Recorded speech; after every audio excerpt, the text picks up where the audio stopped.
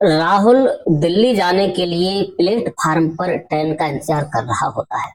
जब ट्रेन का इंतजार करता है तो प्लेटफार्म पर इधर से उधर घूम रहा होता है कि ट्रेन आने में कुछ समय बाकी था।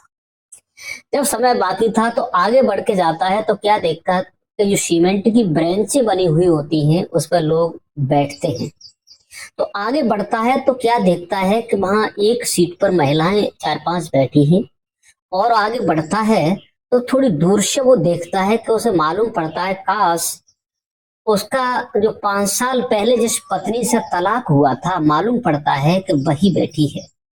राहुल और आगे बढ़ता है तो क्या देखता है कि हकीकत में उसकी पत्नी ही संगीता बैठी हुई है, जिसके कपड़े भी कुछ पुराने जैसे थे और उसका शरीर सूख कर कांटा हो चुका था और उसका बदन भी जर्जर हो रहा था, मानो इस पर कोई मुसीबत आन पड़ी हो।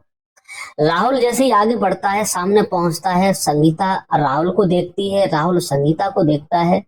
तो संगीता अपनी नजर घुमा लेती है। घुमाने के बाद राहुल आगे बढ़ता है, जो महिला बगल में बैठी हुई होती है उससे कहता है प्लीज आप थोड़ा उधर बैठ जाएं, हम इनसे कुछ बात करना चाहते हैं। वो महिला मानती है और बगल वाली सीट पर बैठ जाती है। जब बगल में जो ब्रेंच पड़ी बैठ जाती है और राहुल जो होता है अपनी पत्नी जो होती है संगीता उसके पास बैठ जाता है। संगीता से पूछता है, संगीता आप आपका ये हाल क्या है? अरे जब आपने हमसे तलाक लिया था तब आप बहुत तंदुरुस्त थी, आपको कोई दिक्कत नहीं थी, आप तो बड़ी फैशनटी दाल थी, लेकिन आज आपका ये शरीर, आपका बदन, आपके वस्त्र, ये बात क्या है? तो संगीता एक बार राहुल की तरफ देखती है, उसकी आंखों से आंसू निकल करके जमीन पर समाने लगते हैं। राहुल पूछता है खास बात क्या है संगीता? अरे आप तो एक भले घर की हो, अच्छे खासा तुम्हारा काम था, बिजनेस तुम्हारे पिता का चल रहा था, भाई भी तुम्हारा कमाता था, लेकिन आपका ये हाल देख करके मुझे पूछने के लिए बना तो मैंने पूछ लिया, बात क्या है? संगीता सर हिला देती है, कुछ जवाब नहीं देती। अंत में तभी फिर वो कहता है अब ये बताओ आप जा कहाँ रही हो, किस जगह जा रही हो, क्या काम है, कहाँ जा रही हो?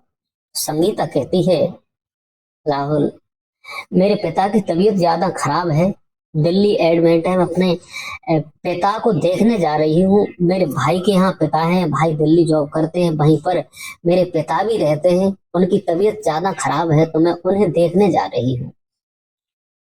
राहुल कहता है अच्छी बात है, तुम दिल्ली जा रही हो, पिता की तबीयत मैं कामना करना चाहता हूँ कि तुम्हारे पिता सलामत रहें। अंत में संगीता पूछती है आप कहाँ जा रहे हैं, आप भी बताइए आप कहाँ जा रहे हैं?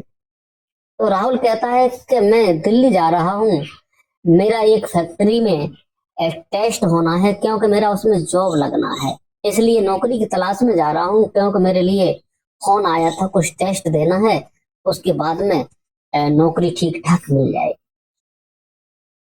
संगीता पूछती है कि जब माता पिता थे कैसे हैं, कैसा उनका हाल है? तो राहुल कहता है कि माता पिता तो दोनों ही गुजर चुके हैं। संगीता कहती है गुजर चुके हैं, मुझे तो किसी ने कैसी भी भनक नहीं चली।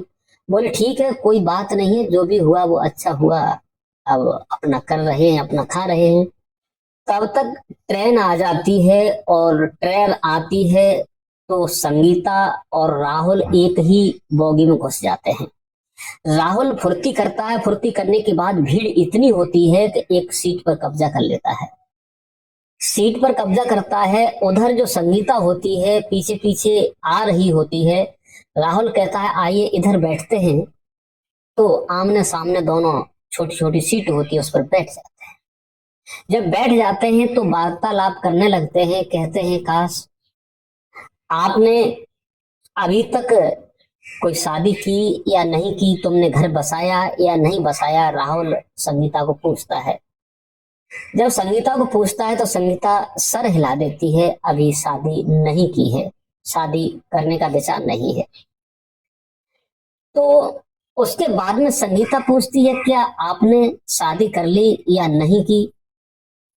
तो वो कहता है कि अभी मैंने तो नहीं की, करने का विचार बनाया नहीं, तो राहुल कहता है शादी करने का विचार तो नहीं बनाया, लेकिन भविष्य में पता नहीं क्या होना है क्या नहीं होना है। जैसे शादी हुई वो छोड़ के चला गया, तो अब भविष्य में होना क्या है, कुछ नहीं होना है, जिंदगी ऐसी ही गुजारनी है। अब धीरे धीरे आपस में दोनों बात करते रहते हैं, तब तक वो एक चना बेचने वाला आ जाता है। तो राहुल होता है, पूछता है संगीता कुछ बात हम कहना चाहते हैं, इनकार मत करना। संगीता कहती है बताइए। चना बेचने वाले को पास बुलाता है, बुलाने के बाद उससे 20-20 रुपए के 2 जगह चना लेता है और कहता है संगीता सब लोग अपना अपना खाना खा रहे हैं, कोई कुछ कर रहा है, थोड़ा आप भी खा लीजिए। संगीता कहती है नहीं, मेरा ईमान नहीं कहता कि आपकी कोई चीज खाओ। राहुल कहता है नहीं यार, ऐसा तो होता रहता है, आप खा लो प्लीज, मना मत करना। लेकिन संगीता कहती ठीक है, अगर आप कह रहे हैं तो खा लेते हैं। एक एक दोना चना का दोनों लेते हैं और उन्हें खा लेते हैं। खाने के बाद उसके बाद जब चलते रहते हैं और दूर निकलते हैं, निकलने के बाद दोनों की आपस में बात होने लगती है। जब बात होने लगती है, यहाँ तक राहुल पूछता है कि ये बताओ तुम्हारी माँ कैसी है। तो वो रोने लगती है कि माँ, माँ तो मेरी 2 साल हो गए और माँ मेरी मर चुकी है और बगैर माँ के ही पिता है, उनकी तबीयत खराब है। राहुल कहता है तुमने मैंने बहुत तुमसे मना किया था कि ऐसा मत करो, मैंने जो शराब पीता था वो भी छोड़ दिया है, आपने मुझे गलत इल्जाम लगाया था और जो भी हुआ आपने हमसे 4 लाख रुपए लिया था और हमने दिया, हमने मना नहीं किया। लेकिन एक बात और पूछना चाहते हैं, ये बताओ अपनी बेटी कैसी है, बेटी कैसे रहती है। तो संगीता ये बात सुनकर के रोने लगती है, कहती है कि बेटी आपकी ठीक है। वो कहती है पापा कब आएंगे, पापा कब मिलेंगे, वो क्या जाने क्या होता है कि पापा अब आने वाले हैं या नहीं है। बेटी बहुत सुंदर है और वो हमेशा आपकी याद करती रहती है, बगैर बेटी के मैं भी एक पल जीना नहीं चाहती, बेटी आपकी बहुत याद करती है। तो राहुल कहता है काश आज बेटी साथ होती तो मैं भी बेटी को देख लेता।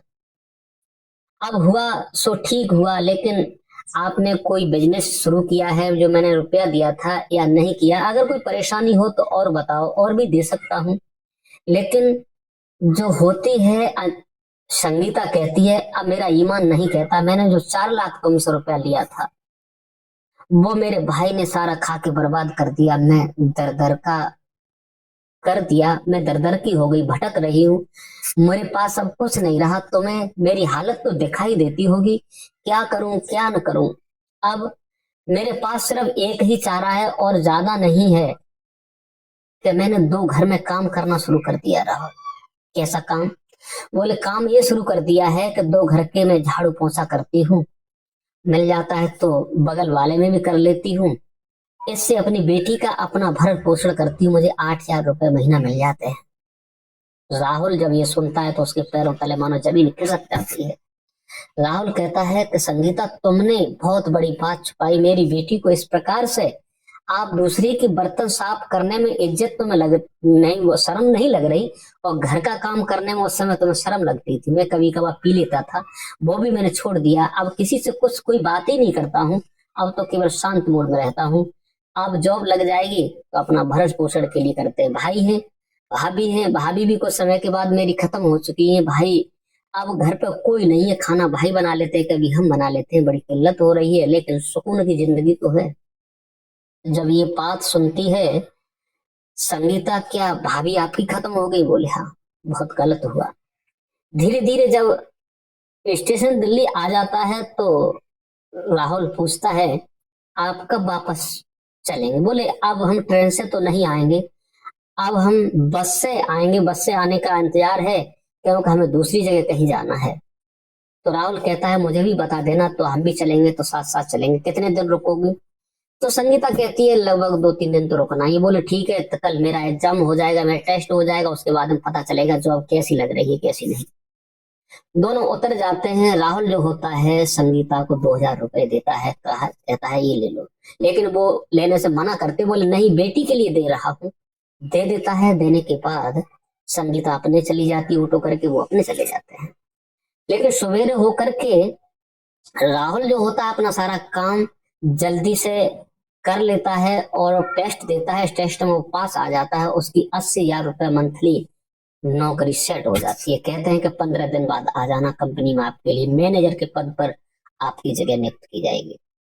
राहुल की नौकरी जब पक्की हो जाती है तो वो अपनी पत्नी के फोन पर मैसेज करता है कि हमारी नौकरी पक्की हो गई, 80,000 रुपये महीना मिलेंगे। जब वो पत्नी कहती है चलो ठीक है कोई बात है, तो दोनों ही बस से जाने का मूड बना लेते हैं। उधर से संगीता अपने पिता को देख करके आती है, वो भी कुछ तबीयत में सुधार होता है। उसके बाद जब आ जाते हैं बस स्टैंड पर, दोनों एक ही सीट पर बैठते हैं और संगीता जो होती है वो कहती है राहुल कुछ कहना चाहते हैं, कहने में मुझे शर्म आ रही है क्योंकि जो भी किया था वो मैंने किया था, लेकिन नहीं। जब बातें करते हुए सफर कटता है, आगे बढ़ते हैं, कुछ खाते हैं, चलते हैं, लेकिन राहुल उसकी सारी मजबूरी समझ चुका था कि ये परेशान है, ये तंग है, अब इसका कोई सहारा नहीं है तो सहारा मैं ही बनूंगा। ये मेरी पत्नी है, मेरी बच्ची है, आखिर को जो गलती हुई इसकी माँ के द्वारा हुई या भाई के द्वारा, जो पैसा दिया बर्बाद कर दिया। चलते चलते सारी बातें हो जाती हैं। जो संगीता होती है अपने पति राहुल के कंधे पर अपना सर रख कर के फपक फपक कर रोने लगती है, बिलखने लगती है। तो बस के लोग समझाते हैं कि जो हुआ वो हो गया, अगर सुबह से भटक जाए शाम को घर पे आ जाए, राहुल ये तुमसे विनती कर रही है, क्षमा मांग रही है, तो इसे क्षमा कर दो। राहुल कहता मैंने पहले भी क्षमा किया था और आज भी क्षमा कर रहा हूँ, क्षमा का पात्र। इसके बाद में राहुल और संगीता जहां उतरते हैं उतर जाते हैं, लेकिन संगीता कहती है राहुल अब ये कदम मायके की तरफ नहीं बढ़ रहे हैं, ये कदम ससुराल की तरफ जाने के लिए हैं, आपका विचार क्या है? राहुल कहता है कि आपके लिए पहले भी दरवाजा खुला था और आज भी खुला है, आपकी मर्जी है क्या करना है। बोले करना यह है सिर्फ बेटी को लाना है वहां से और कोई काम नहीं करना है। बेटी स्कूल में होगी, आप बाइक उठा लो, बाइक से मेरे साथ चलो और लेके आते हैं बेटी को। तो राहुल जो होता है बाइक लेने में कहा देर लगती है, तो वहां से एक गाड़ी करता है किराए पर। किराए पर गाड़ी करने के बाद पत्नी दोनों ही बैठते हैं जहाँ बेटी होती है स्कूल में, अच्छे स्कूल में पढ़ती है, वहीं पहुंचते हैं, बेटी को बुलाते हैं, गाड़ी में बैठाते हैं, बाइज्जत राहुल अपनी पत्नी को लेकर अपने घर पे आ जाता है और दोनों ही बड़े चैन से बड़े प्यार से अपनी जिंदगी को गुजारते हैं। दोस्तों इस कहानी को सुना करके मेरा सिर्फ उद्देश्य इतना है कि आजकल जो परिवार बिगड़ रहे हैं, घर बिगड़ रहे हैं, बर्बादियां होती जा रही हैं, फिर भी सुधर जाओ तो अच्छा है। जब तक आपका डिवोर्स होगा, आपका तलाक होगा, सालें लग जाएंगी, जिंदगी बहुत दूर निकल जाएगी, आप न इधर के रहेंगे न उधर के रहेंगे, आपका सब बर्बाद हो जाएगा। इसलिए ये कहानी मैंने सुनाई है क्योंकि सुबह से भटक जाओ शाम को घर पे आ जाओ तो भटका हुआ नहीं माना जाता है। ये कहानी हमारी कैसी लगी, लाइक कमेंट शेयर करना ना भूलें। आज के लिए बस इतना ही। नमस्कार, जय हिंद।